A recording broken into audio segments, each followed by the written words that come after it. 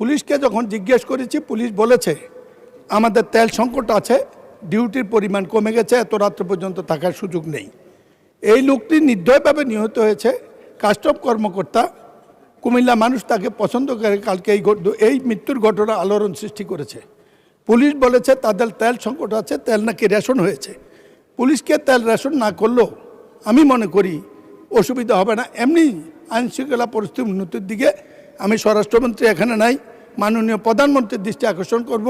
এই ব্যাপারটি পুলিশের তেল রেশন, আইনশৃঙ্খলা বাহিনীর তেল রেশন অবিলম্বে প্রত্যাহার করা হোক, নাইলে আইনশৃঙ্খলা সংকট সৃষ্টি হবে।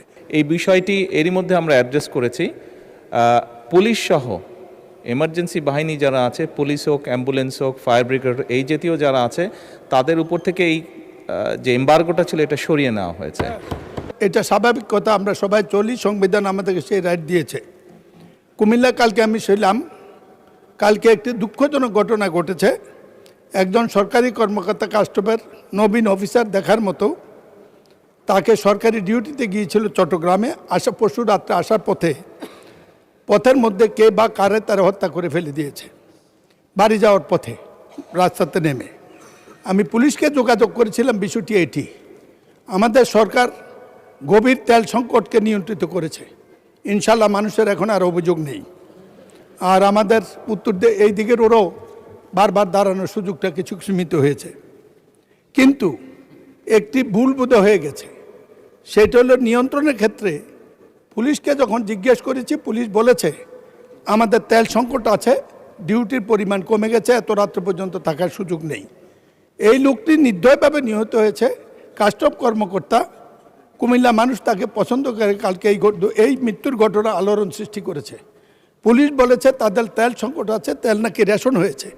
পুলিশকে তেল রেশন না করলেও আমি মনে করি অসুবিধা হবে না। এমনি আইনশৃঙ্খলা পরিস্থিতির উন্নতির দিকে আমি স্বরাষ্ট্রমন্ত্রী এখানে নাই, মাননীয় প্রধানমন্ত্রীর দৃষ্টি আকর্ষণ করব। এই ব্যাপারটি পুলিশের তেল রেশন, আইনশৃঙ্খলা বাহিনীর তেল রেশন অবিলম্বে প্রত্যাহার করা হোক, নাইলে আইনশৃঙ্খলা সংকট সৃষ্টি হবে। এতে আমাদের জনগণের নির্বিঘ্নে চলাচলের সমস্যার সৃষ্টি হয়। ধন্যবাদ মাননীয় স্পিকার।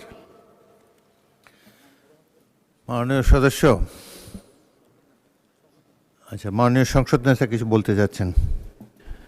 মাননীয় স্পিকার, আপনাকে ধন্যবাদ। মাননীয় সংসদ সদস্য, আপনি যে কনসার্নটি এক্সপ্রেস করেছেন, মাননীয় স্পিকার, মাননীয় সংসদ যে কনসার্নটি এক্সপ্রেস করেছেন, এই বিষয়টি এরই মধ্যে আমরা অ্যাড্রেস করেছি।